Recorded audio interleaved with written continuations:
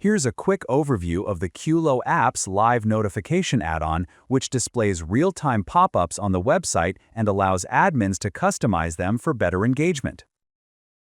Apart from this, I would like to mention that if you need extensions for increasing the sales of your e-commerce store, then you can visit store.webkul.com and explore our number of products for every technology. We also have the user guide for the same in our blog sections, from where you can check the features and configuration and get to know the functionality of the extensions as well. Now let's move back to our video. We are now on the QloApps admin panel. From here, you can install the module by clicking the Add a New Module button. I have already installed the module, so let's move on to the configuration section. To proceed, click the Configure button. In the General section, there is a field named Node Server Port Number. Enter the port number to be used for the client connection. If it is not set, any random port number will be used. Leave this setting as it is if you do not understand it. The second option is Node Server Control, from where you can manage the node server status. There is another section named SSL Key and Certificates. Upload your private key file supports the .key file extension. For the certificate, upload your certificate file, supports the .crt file extension. The next section is the Room Type Detail pop-up. The first option is Show Room Type Visitor Counter pop-up. Enable this if you want to show a live counter of people currently viewing the same room type detail page. The next option is Show Same Dates Room Type Visitors Counter pop-up. Enable this if you want to show a live counter of people viewing the same room type detail page for the same dates. Moving further, we have Show New Bookings pop-up. Enable this if you want to display a notification on the room type detail page when it is booked by any customer. Another option is the Show Rooms Left for Dates pop-up. Enable this if you want to display a notification on the room type detail page indicating the remaining rooms for specific dates when bookings occur. Next, we have the option Minimum Rooms Left. Enter the minimum number of rooms required to trigger the pop-up. After that, we have the Show Previous Booking Count pop-up. Enable this option if you want to display recent booking notifications for that room type and then enter the previous booking time. The next section is the Hotel Page pop-up section.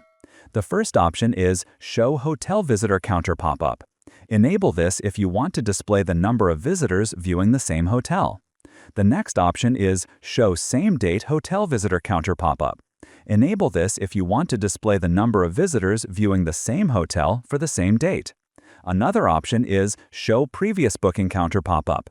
Enable this option if you want to display bookings created within the last few minutes and enter the time in minutes. The next section is Homepage pop-ups. In this section, the first option is Show All Visitors Counter pop-up. Enable this option if you want to show the number of visitors currently browsing your site and enter the minimum visitor count required to trigger the pop-up. The next option is Show Booking Count Across Countries. Enable this option if you want to display the number of visitors from all countries and enter the booking time in days. Moving further, we have Checkout Page pop-ups. In this section, there is an option called Show Similar Dates Visitors. Enable this if you want to display the number of visitors searching for similar dates. Next, we have the Show Count of People in the booking process. Enable this if you want to display the number of visitors on the checkout page with similar dates. Scroll down and you will find another section named Pop-up. The first option here is Show Pop-up with Icons. When this option is enabled, notifications will appear with an icon, and you can also set the lifespan time. Moving further, we have the option to show or hide transition type, such as fade, slide, and plane. You can also set the maximum pop-ups per page and their position, such as bottom right, bottom left, bottom center, top left, top right, top center, and mid-center. Then we have text alignment options, such as left, right, and center.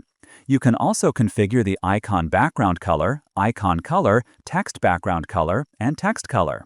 Now, let us see how it looks on the front end after completing the configuration. It looks like this. And that's all about the functionality of this module. I hope you like it. If you have any questions, please contact us at support@webkul.com or raise a ticket at webkul.uvdesk.com. Thanks for watching and stay tuned.